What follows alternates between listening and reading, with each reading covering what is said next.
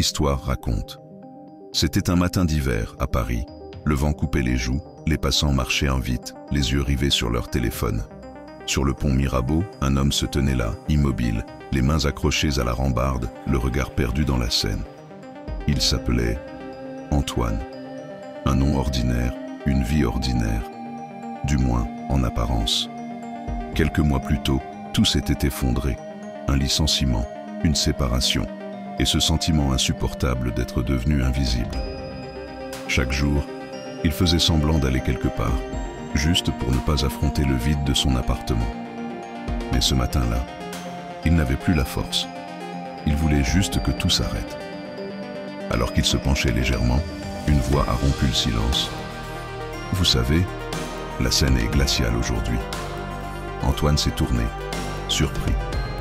Un vieil homme, assis à quelques mètres, un sac de course entre les jambes, le regard tranquille. « Je suis désolé, je ne voulais pas vous déranger, » dit Antoine.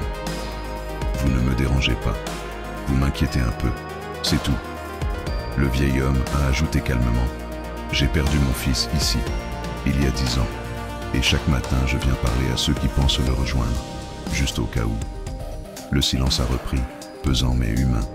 Antoine n'a pas bougé. L'homme a sorti de son sac 2 cafés.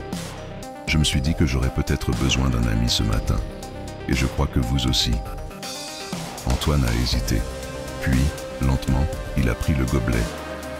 Le café était tiède, amer, mais c'était le goût le plus vivant qu'il ait ressenti depuis des mois. Ils ont parlé, longtemps, de la peur, de la solitude, de la honte de ne plus y croire. Le vieil homme ne jugeait pas, il écoutait, et à mesure qu'il écoutait, Antoine sentait quelque chose fondre en lui. Pas une révélation, juste une chaleur. Comme si la vie revenait doucement par petites vagues. Avant de partir, le vieil homme lui a dit « Si vous revenez demain, je serai là, mais pas sur ce pont, dans le parc juste à côté, là où on apprend à respirer à nouveau. » Antoine est revenu, le lendemain, puis le suivant.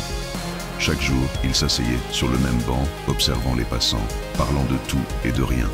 Petit à petit, d'autres gens les ont rejoints. Une femme seule, un jeune sans-abri, une étudiante perdue.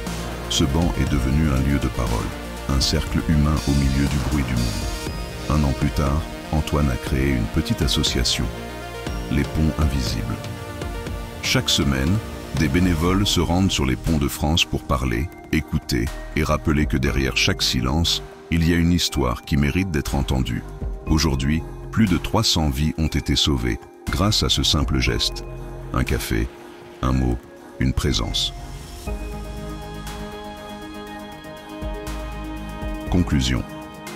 Antoine n'est plus celui qui voulait disparaître. Il est devenu celui qui tend la main à ceux qui vacillent. Et peut-être que c'est ça, la vraie réunification. Pas des frontières qui tombent, mais des âmes qui se retrouvent. Abonne-toi, active la cloche, car la prochaine histoire vraie pourrait bien être celle qu'on a tous besoin d'entendre.